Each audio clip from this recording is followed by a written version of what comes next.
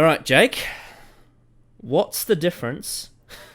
Oh God, I should really read these before I put them. It's too late now. What's the difference between a G-spot and a golf ball?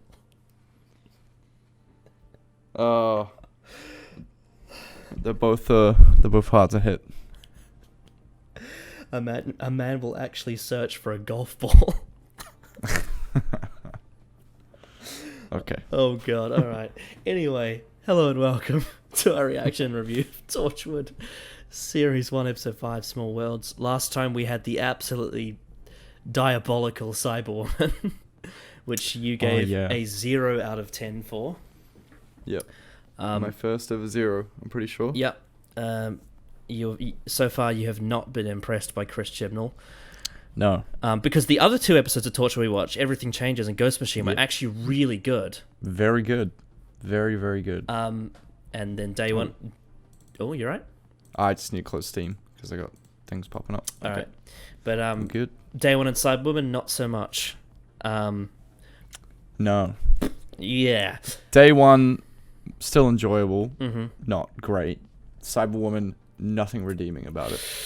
Yeah, well, it wasn't very good, was it? No. But hopefully we can bounce back from that with this one. Mm-hmm. So, Small Worlds, anything you want to say before we crack into it? No. I feel like all the names have been really small so far, you know? Like... Everything Changes, Day 1, Ghost Machine, Cyberwoman, Small Worlds. Yeah, I suppose one or two words. Everything Changes, Ghost Machine, they're like lengthy, but I don't know. I don't know why it felt so. Never mind. It's not as majestic as like The Parting of the Ways. Yeah, like that's The Girl in the Fireplace. Those are some lovely names. Yes. Yes. All right then. So shall we crack into Small Worlds? Yep. Let's give it a go. All right. I have not seen this episode in donkey's years. Donkey's years. And I actually weirdly, I remember some things about it. But it's been a while since I've seen this one, so I'm actually really interested to get into it again, actually. Okay. Because I think I've forgotten. I mean, it's been ages since I watched Torchwood, so anyway. Yeah. Shall we begin Small Worlds? Yep. Let's get into it. Ooh. Tinkerbells. I was thinking more Lord of the Rings. Oh. Although not as dark as Lord of the Rings. It's a bit like if like the Nazgul were mixed with Tinkerbell.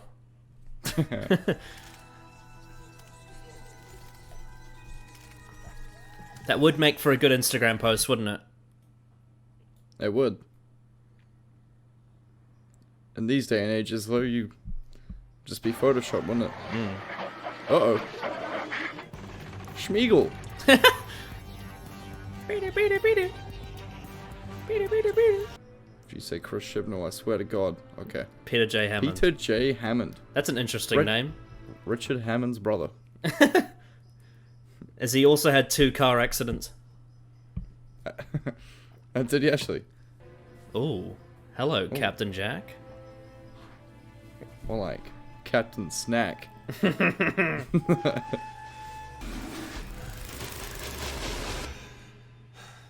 Man, I had a nightmare for the first time in a while the other night. Really? It was weird. Yeah. Rules. It's Rose leaving a reminder that she's alive. What, are they just friends again? Not exactly. What you got? They're more than friends, huh?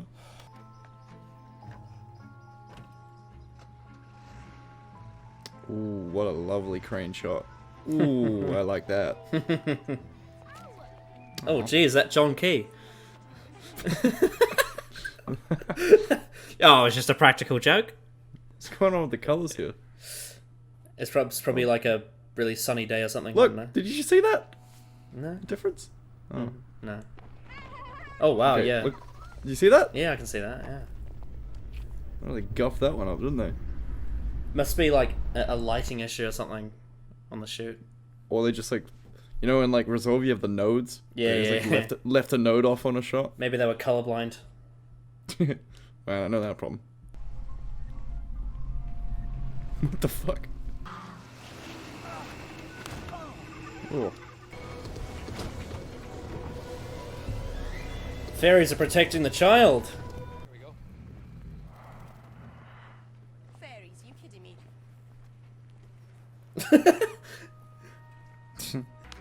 Man, look how moisturized Mr. Jack is. Wrong. Look at him. She always gets.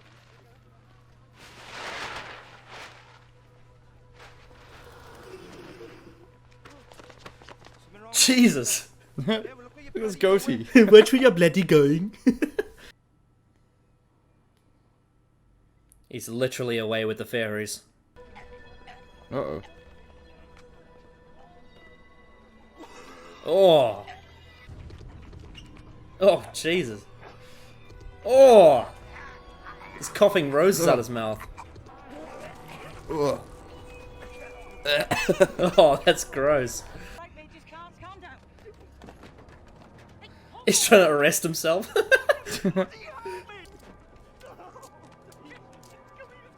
Oh. Oh, wipe his mouth, please. Oh, thank you, Jack. This is Moses.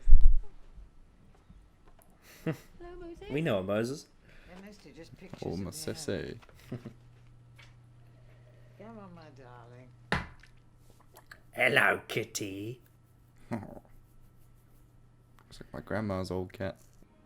He and Estelle were quite an item once upon a time. They were inseparable. Oh, wait. Do I remember her jazz club in the... Yeah, Doctor Who episode? in the Empty Child, yeah. Yeah. In the war. And she's in that? Well, Estelle no, is no, in no, that? no, no, no, Oh, no, but Jack was there, if you remember. yeah. Just call us and be careful. It's important to me. She belongs in the countryside. Glenn Gary? How often do you get to see her? That's a bottle shop. Meet up now and again. Whenever she Oh, seems Glenn fairies. Gazders. Fairies, I know. Backwards and forwards through time. Man, If that's them, we have to find them. don't you just love some engaging fucking dialogue? Oh, yeah. Makes a big difference, doesn't it? It really does, dude. It's kind of, 50% of what makes something good. Yeah. Youngest girl and the girl's cousin. I blame it on magic mushrooms. Somewhere safe. That's all I want. Just put me somewhere safe. Got right one here. But they're trying to kill me. He said there were flowers in his mouth. Just happen to catch up with her later.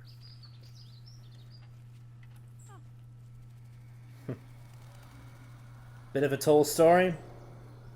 Hmm. Imagine wanting to be in prison. You ain't safe there, pal. Oh, don't do that. It's gonna fall over and coffee will go on the floor. God, I haven't lived in a house with stairs and fucking yonks. Mm. I haven't felt the sensation of walking upstairs. If anyone's ever had flowers in their mouth, it tastes terrible. Like they are potent. Ah. Never seen anything like that before. Don't know why that makes me so uncomfortable, but it does. I know, it's just like the thought of like a plant inside you growing is quite scary. Hmm. Don't eat your watermelon seeds. Help me find them again. She's almost like a gypsy. First, we have to find out who they want. And we can't trap Oh my god. They have control of the That elements. golden pineapple in the background? Water. Yeah. My boss had that in his office. That exact same one. Oh my god, your boss is working for Torchwood.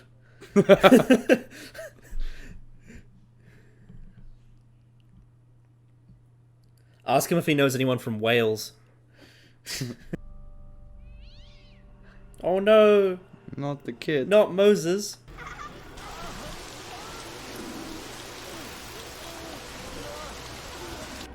That is quite terrifying. Oh. Oh, come on. Door kick. I'm in for a door kick. Let's go. Oh. Oh, shit. It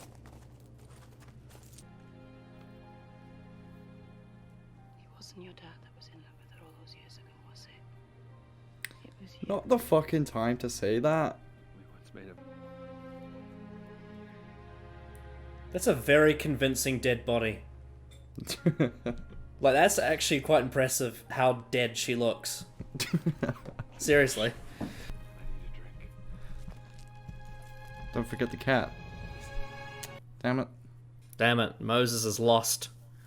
You okay? No, I've had a bit of a weird day, actually. Oh, How'd they get in? They smashed everything up, the bastards. the bastards. Don't worry, I'm gonna put a stop to things. Oh. Oh, stepdad's coming in.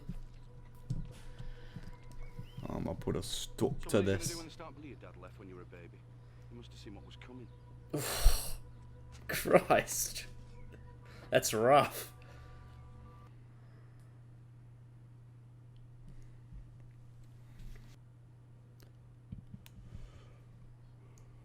So her dad's a pedophile and her stepdad's an asshole. And the kids at her school are Oh cunts. dear. Jasmine? No wonder her mum's happy to see her smiling and laughing.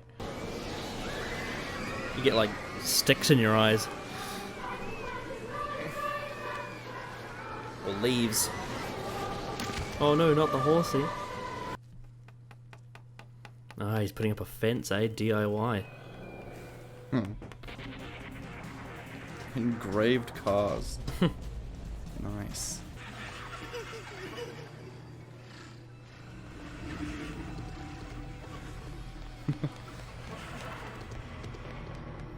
I feel like I've been to one of these places before. It's very familiar. Sausages on the barbie. Oh, there you go. Oh, how did I knew that was going to happen? And the shitty frozen patties. Yeah. God. Get good. Down Under's got way better meat. Yeah. I would not want to eat one of those if a child's hand has been on it. Why? It's just yucky. Fair enough. I'm a tongs person. I think everyone's gonna be a tongs person now. The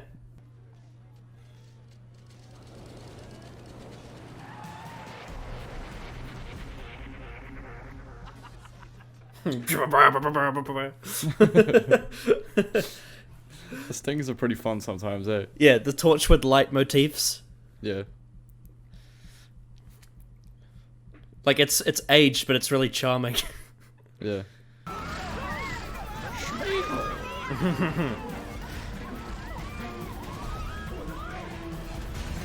Oh no, the saucies! Fuck your sausages. Oh. That was an awful sound. Oh! Oh no! Oh, that's horrible! He's having his throat fisted. Oh, oh my word. I feel like we're playing PS2. Yeah. Like weird frogs. God, imagine losing your partner on your 5-year anniversary. It's unlucky. Unlucky? She got a power shell necklace?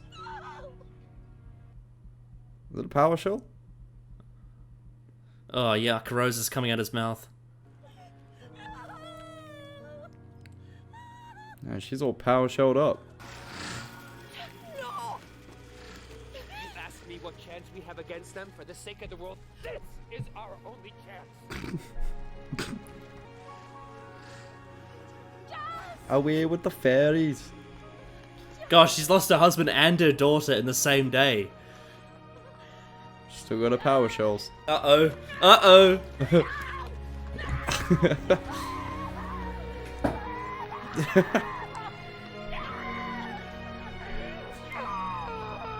I don't know why this is making me laugh, but it is.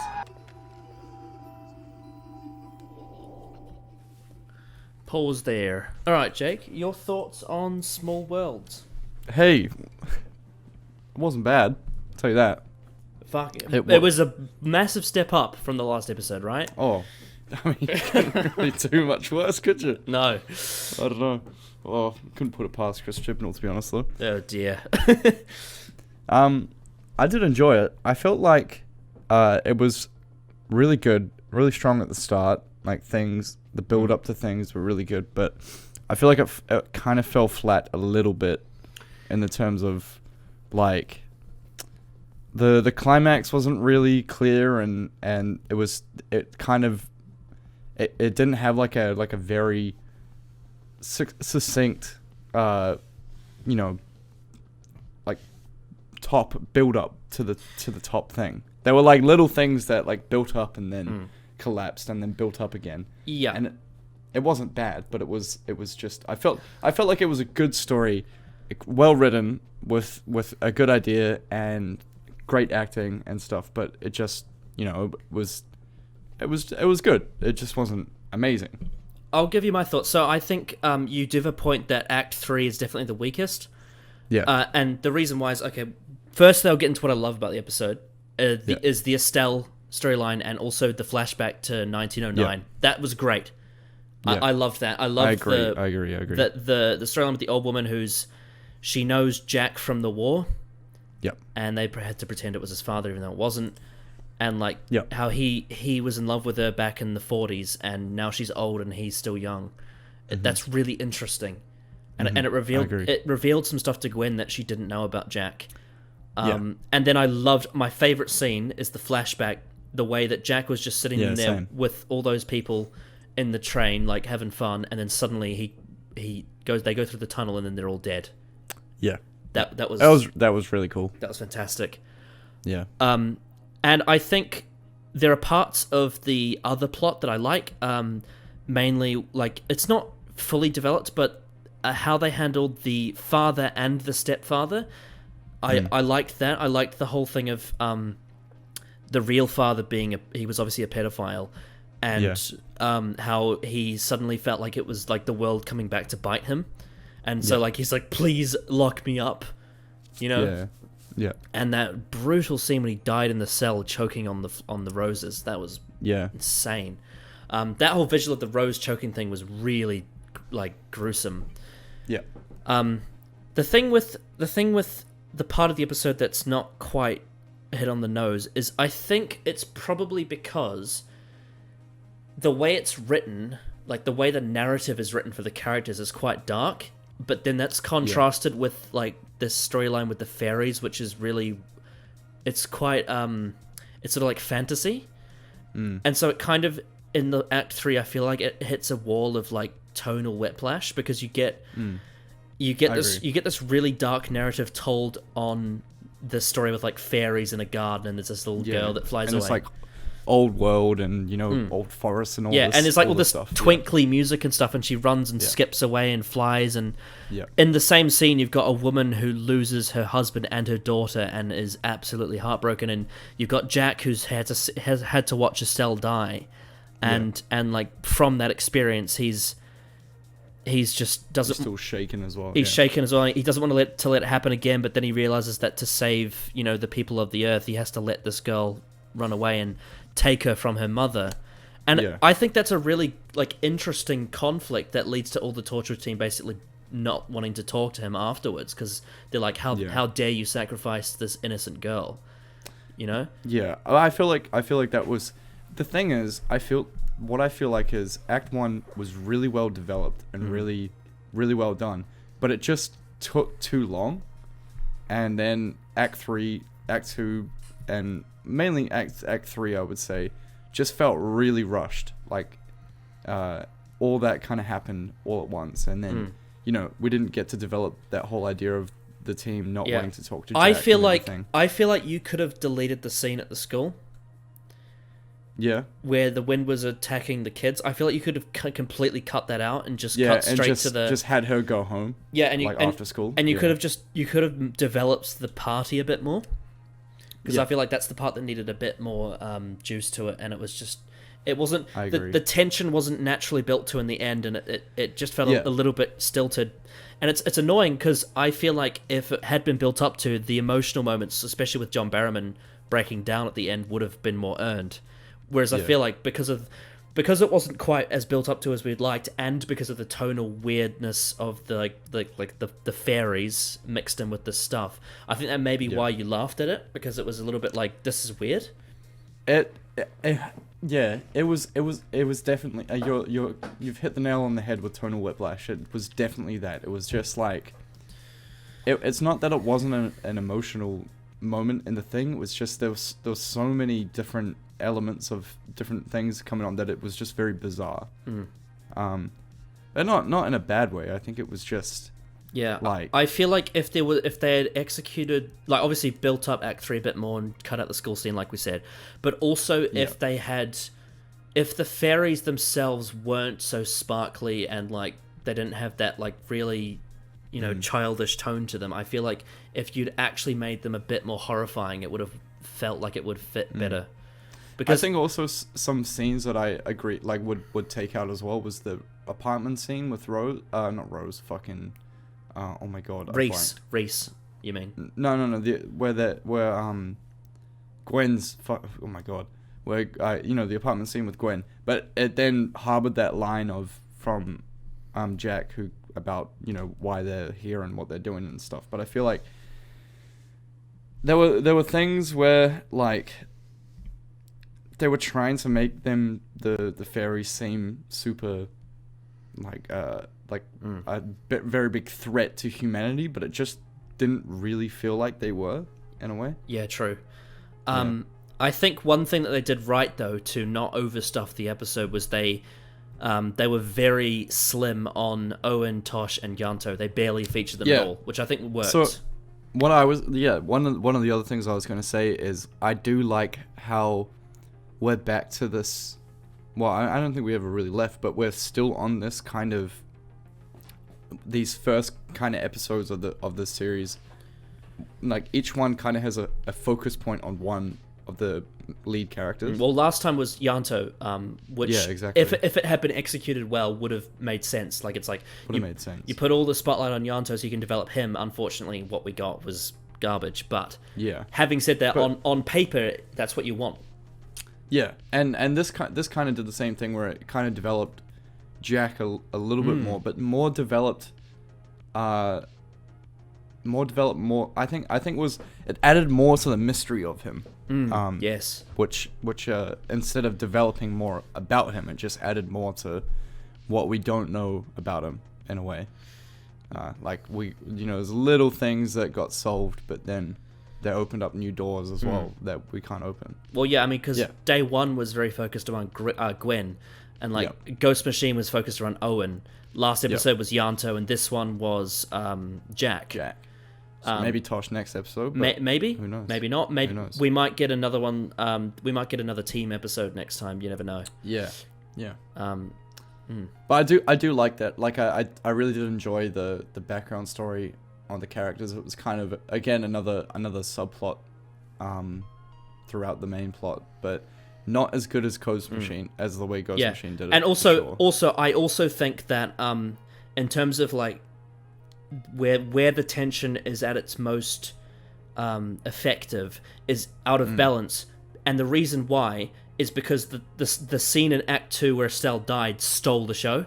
Like, that was way more powerful than the ending of the episode. I 100% agree. And I think it's because you had more emotional connection to Estelle and all that, because, we're watching our favorite characters, Jack and stuff, and their emotional connection, our emotional connection is to their emotional connection, right? Yeah. And so when you have this other plot about this little girl and a little bit of a dysfunctional family, like, sure, you kind of care about it a little bit, but you definitely don't care about it enough to be like, oh, she shouldn't go with the fairies. Like, I didn't really give a shit either way, to be honest. Yeah. Whereas with Estelle, like, you actually, because Jack was so close to it, and you had all that context of their backstory and the war. Yeah, exactly. And also, Estelle was just an interesting person. Like, she was this weird little woman who had these candles and these rocks, and she had a cat, and it was interesting. Yeah. Yeah. And I thought I agree. Like, the most tense part of the episode was when she died. Yeah, and like I said in the reaction, the way they did the makeup on her was very convincing. As a dead body, like it was. She felt dead. Yeah. I was kind of concerned, to be honest. Mm. You know, was that poor actress looked after? Who knows? Yeah, true. Yeah, I felt a lot of sympathy for her character. And I think the actress did a lot with that. You felt genuinely scared for her. That's how I felt. That cat's on the loose though. Moses is out there. Poor Moses. Yeah. There's a lot of innocent bystanders in this one, having to witness people die. Yeah. I like that Gwen was a bit more pushy in this one, and got a bit more information out. There was one part. There was one part that I feel like could have been handled differently though, and you commented on it. How right after she died, she mentioned about. Yeah. And what should have happened is she should have said that scene, later. That scene should have been silence, and then the very next scene when they're in the Torchwood hub is when she should have said it to him. Yeah. That would have been more appropriate, I think. It just felt weird, right? It was just like, well, hold on. She just died, bro. Give him a minute. Yeah, like I feel like that scene could have been handled in silence. Like she just hugs him for a bit. There's a lot of like tension, and then all that you get is just Jack saying, "I need a drink," and then you have the conversation in Torchwood Hub. I think that would have worked. But overall, I think apart from the weird tone at the end, I feel like it was quite solid, and I was thoroughly entertained by it. Yeah, I was definitely entertained by this episode. Yeah, I know there's a lot in a good way as well. I know there's a lot of people that are put off by the CGI of the fairies. Yeah. I just find them quite charming because they remind me of like Crash Bandicoot and all those games, like the PS2 style. I liked how little we saw them like that. I did think that was a good way of doing it. It is just a bit weird that you've got this scene with all these people that are dying in such a horrific way, and then you've got these fairies that are like, come with us into the forest. It's quite weird juxtaposition, right? Yeah, it was like it was such a weird like mix of camp and drama. Yeah. And I feel like maybe it could have been done a little bit differently. Yeah. But overall, even though the ending wasn't quite what it could have been, it's still a solid episode, and I think it's well written. I will say that. I think it was really well written. I think, like I said in the reaction, the dialogue was mostly engaging, and you didn't cringe at anything anyone really said. Yeah. I mean, this isn't like something that is special. Like good dialogue is kind of a minimum for TV. Yeah. It's something. It's like. Yeah. I shouldn't be jumping out of my seat because I'm annoyed at what a character's just said. Anything that's maybe do that is Chris Chibnall in Game of Thrones. Oh god. Let's not talk about Cyberwoman.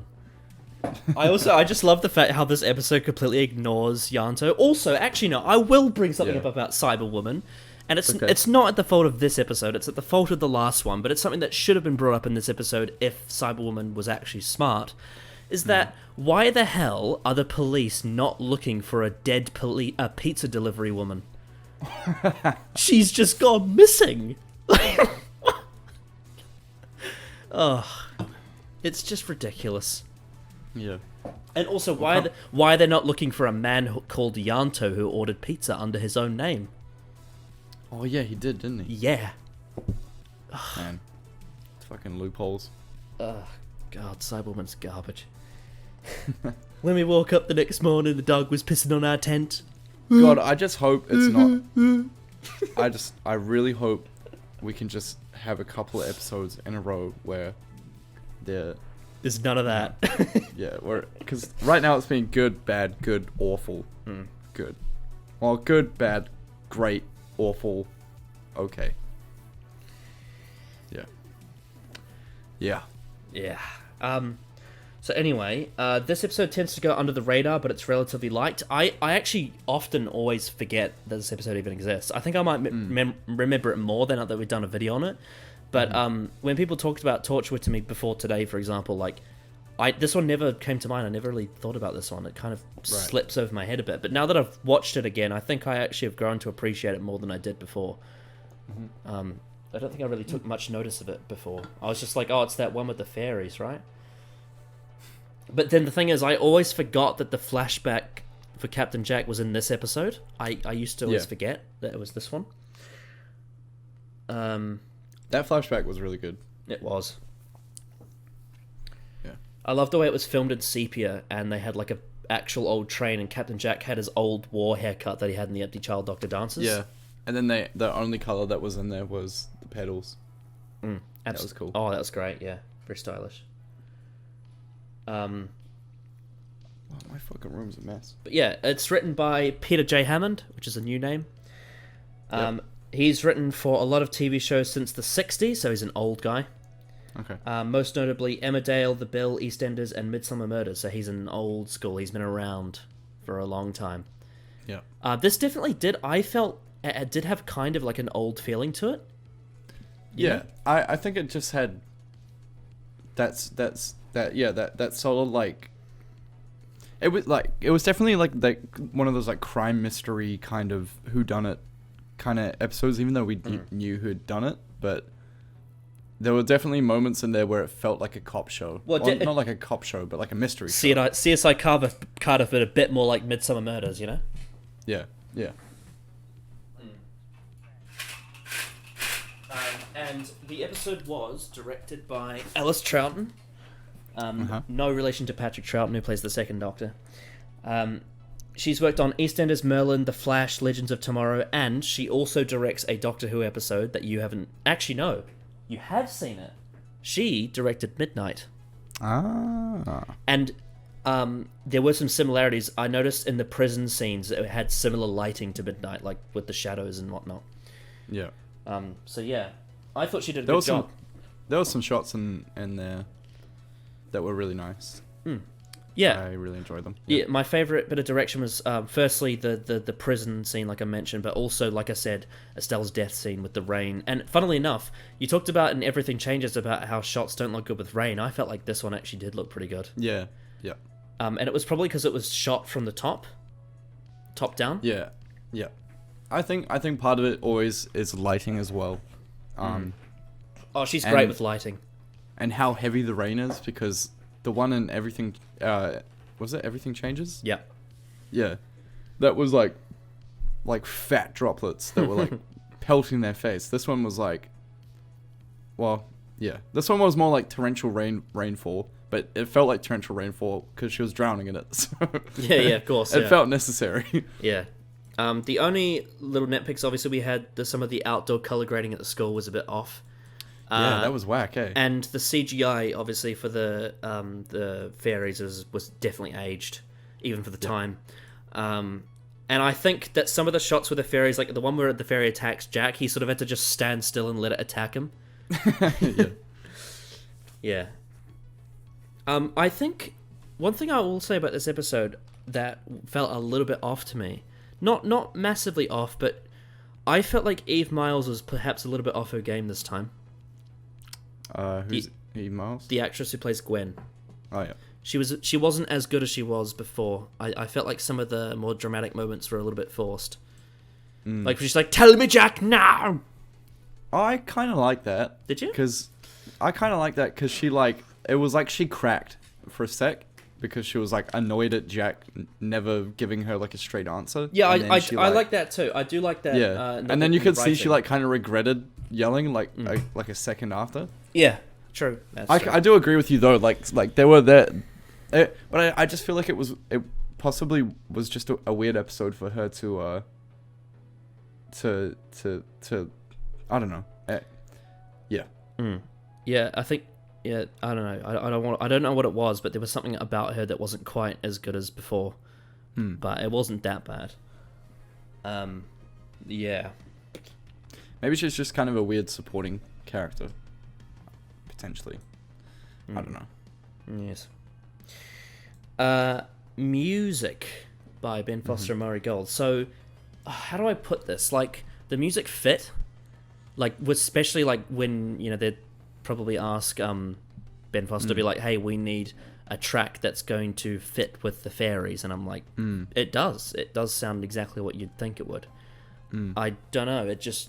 It's not at the fault of the composer. I suppose it's just the tonal clashing that makes it a bit weird. Yeah, I mean... Yeah, I agree. Like, having those, like, jangly fairy things, like, it makes sense to have it. But then you've got, like, like we commented on in the backyard scene where the Torchwood car comes past and it's just like Yeah, wow. and then it's back to like this twinkly music. Yeah. It's just kind of odd. Yeah, I love how like the Torchwood car has like a theme. It's just like Every time it goes. wow, wow. What if it's just playing out of the speakers, like out speakers of the car? like that's the Torchwood siren. Torchwood subwoofer. That was I mean, honestly, my favorite part musically of the episode was the harmonica in the train. Yeah. I just like, it just felt really, really cool. And then it just being dead silent after. That was I don't know. That train part. That train flashback is one of the best scenes we've had so far in Torchwood. I agree. That was amazing. Because the voiceover was done so well as well. Like his voice, his like performance in the voiceover was really, really good. Yeah. Yeah. Yeah, but I feel the same way. Like music, nothing wrong with it. Just kind of stock standard stuff for the themes that you're trying to meld together. I suppose it's wasn't bad, wasn't great, forgettable. Yeah, kind of. A little bit, unfortunately. Yeah, because the track we're going to be listening to actually isn't from this episode. Okay. We are going to be listening to a track called Ghosts, and it's from Ghost Machine.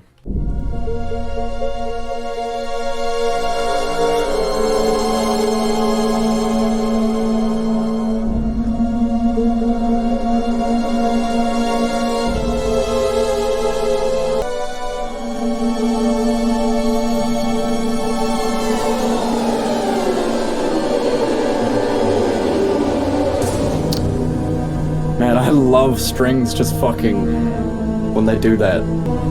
Yes, Torchwood music has really good strings. Yeah.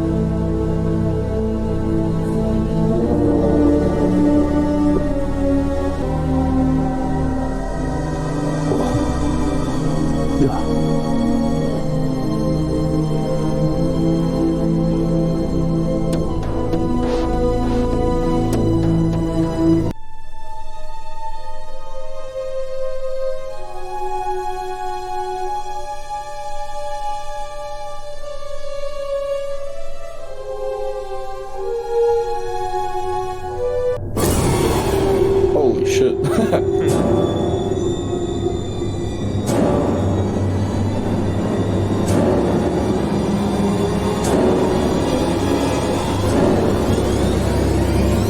Pretty good suspense track, to be honest. Yeah, I think it did fit Ghost Machine, for sure. Yeah. I don't really have any comments apart from that, but I do have a thing about strings that I want to talk about. Go ahead. And like, have you seen Midsummer? No, I don't think so. Movie? Oh man, that movie has some great like strings where it's just like maybe a cello or like a violin like playing like one string where they just like play the string and it just like slides down. It's the most it's the most eerie thing ever. It's so good. Yeah, I love it. Yeah, I love that kind of stuff. Yeah, I mean that's the benefit of having the BBC orchestra available. It's like the popularity of the main show has allowed them to share the load and be able to utilize all of these different things, and it's good. I love the way both Ben Foster and Murray Gold with their music they mix together old sounding like traditional orchestra instruments with newer with like electronic stuff. Yeah, and what it does is it creates a sort of the electronic stuff cements it as a sci-fi program. Yeah, but it's still got that cinematic feel. Yeah, as well. but it's got the cinematic feel of the instruments, and it's great. Yeah, it's a weird combination, but it always works. Well, not always works, but it works quite a bit. I would say. Yeah. Yeah, I think in general, they're not like massively different stylistically, but I do think there is a difference between Ben Foster and Murray Gold's approach. I feel like Murray Gold's music is a lot more bombastic than Ben Foster's.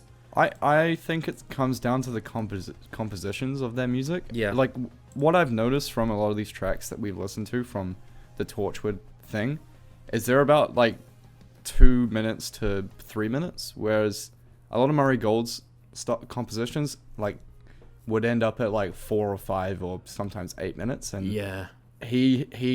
I think he's got really good musical storytelling talents, but what I think Ben Foster does well is he's really good at melding these like different genres together and really like kind of making it so it doesn't seem wrong to have those electronic elements. And I think you might be right, because I get the feeling that Ben Foster designs how the vibe of the sound of Torchwood is like.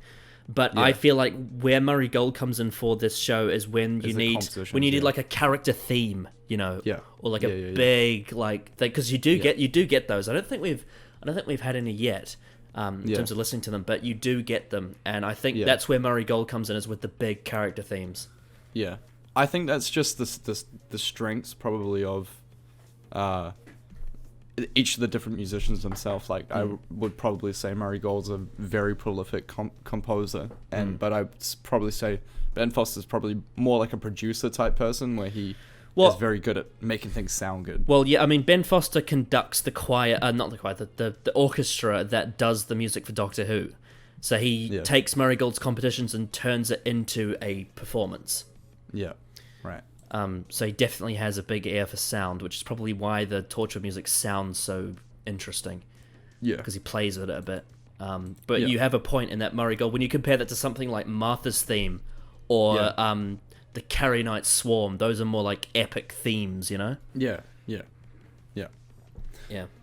It's also, like, we're comparing the shows that have, like, Doctor Who, these fantastical moments and like extremely, like, the show itself is more bombastic than Torchwood, I would say. So, absolutely, so it's cool that we've got these. Even in the music, you can see the differences between the two shows.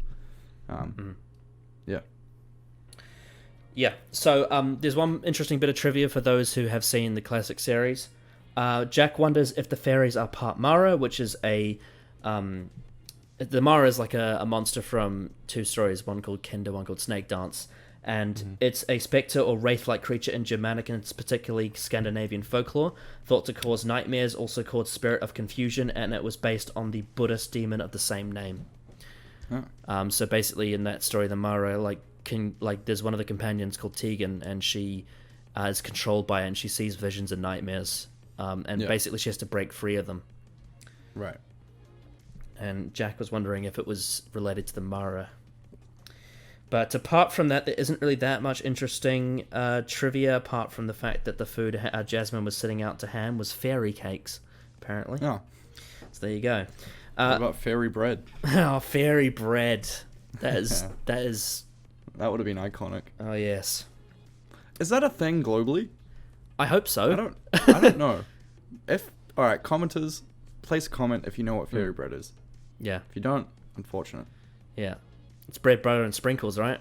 Oh, they were meant to tell us. Oh, well, yeah. Ugh. Oh. Well. Anyway. Oh, well. Spoilers. Viewership, 1.3 million, so it's about the same as last time, maybe slightly less. 1.5 last time, eh? Yeah, so it's gone slightly down a little bit. So it's still maintaining the same, pretty much. Yep. It's at level. Not bad. Not bad. So Cyberwoman didn't kill off the show. Which vindictively would have been interesting if it did. Would have killed it off for me, I'm not gonna lie. Yeah, but I've locked you down in a straitjacket and you're gonna watch this. Anyway, but it's a serial. It's a episodic show, so different writers, different weeks. You can bounce back. Like, think about it. Idiot's Lantern was like, you hated that one, but then right after that you got the Impossible Planet and Satan Pit, and that was amazing. So there you go. Always can bounce back. All right. So what's your conclusion and rating out of 10 for Small Worlds? Conclusion. I mean, I'm just gonna echo what I said at the start. Like, it was a good episode that was enjoyable. Definitely had an interesting idea, combining all these different genres of like fantasy, sci-fi, murder mystery kind of thing. And it felt like a Torchwood episode, which is great, and it was good and enjoyable, and I think the dialogue was a step up from Cyberwoman, which wasn't hard to beat. You're not Lisa. And it was just cool to get another character orientated episode where I think being a new show, doing that kind of thing at the start of like throughout your first series, I think that's one of the smartest ways of it being engaging. I think I'll give it a 6.5 out of 10. All right. Yeah. So Small Worlds is an episode that I used to sort of forget, and on this rewatch I was pleasantly surprised by most of it. I thought for the first 2/3 of it were actually really, really good, and especially I loved the Estelle storyline, and I liked the flashback with Jack on the train. That was great. And I think that the darker elements of the script were really good in the sense of like it being a tragedy of a woman losing her husband on their fifth anniversary, but also it's complex because he was an asshole that abused their daughter. And obviously you had the father who was also a pedophile who died as well. And then the girl ran off with the fairies and her mother never saw her again. And that is heartbreaking. And I think it is a well-written episode. I just think in execution, the ending felt a bit off in terms of tone. And could have been handled a bit better, which is a slight negative on it, but overall it's still a good episode, and I think the ending leaves us with an interesting spot with Jack, making a decision that was against the wishes of everyone else in Torchwood. And I did like the little twist at the end that one of the fairies that were with Estelle when she was younger was the girl from this episode. I thought that was an interesting little bootstrap paradox in a way. Yeah. And that was cool. So a really good episode, solid overall, and if the ending was handled a bit better, I reckon I could give it a pretty high rating on the same level as some of the others. But because it was slightly off, I'm going to give it a 7.5. Nice. Just shy of an 8, which is what Ghost Machine got. Yep. Because didn't quite stick the landing, but it was still really good. Nah. And I I compared to Cyberwoman, it was a massive relief. Went from a 0 to a 6.5, so Well, there you go. That's a lot. Yeah. That's a big difference. Yeah. Yeah. Yeah. Well, that was great. So, next time we're going to be watching episode 6 of Torchwood, which is called Countryside. Countryside. Yes. Okay. And that's Countryside with a C. Is it normal? What? So, like, instead of the side in Countryside is not an S, it's a C. Ah. I was like... Okay. So, Right. homicide, suicide, genocide, Yep. Countryside. Yep. Interesting. Very interesting. And it'll also be interesting because there is an actor in that episode that you will recognize. Oh. So I'm looking forward to that. Angelina Jolie? We will see. We'll see if they have the budget to afford that. BBC Wales. But yeah, so anything you want to say before about Countryside before we end? No. No. I hope we get a Tosh story. That would be cool. Okay. Because then we've kind of rounded off the whole team. She's been exposition for the whole thing so far. Yeah, she's kind of just felt like a... It would just be cool to have this, like... this round off of all these character stories. I think it would just be nice. Mm-hmm. Yeah. It's something you would want. I just hope it's not Chris Chibnall that does it. Well, you'll have to wait and see for that. Right. I mean, the thing is, if it was Chris Chibnall, maybe third time's a charm. You never know. Look, I'll give him the benefit of the doubt. Maybe third time's a charm. Maybe. But if in the real world, having 3 scripts to get it right is very unprofessional. Yeah. Just a reminder, he wrote Broadchurch, and he's the current Doctor Who showrunner. Oh. I don't know why, but I don't know how he did Broadchurch and it was so damn successful after writing Cyberwoman. But, it was growing pains. I mean, it was years and years and years after this. This was 2006, so Yeah. this was early in his career. Maybe, you know, maybe he He had some things to work out. He had some things to work out. Oh, certainly he did. But yeah, we will see you next time for Countryside. Goodbye.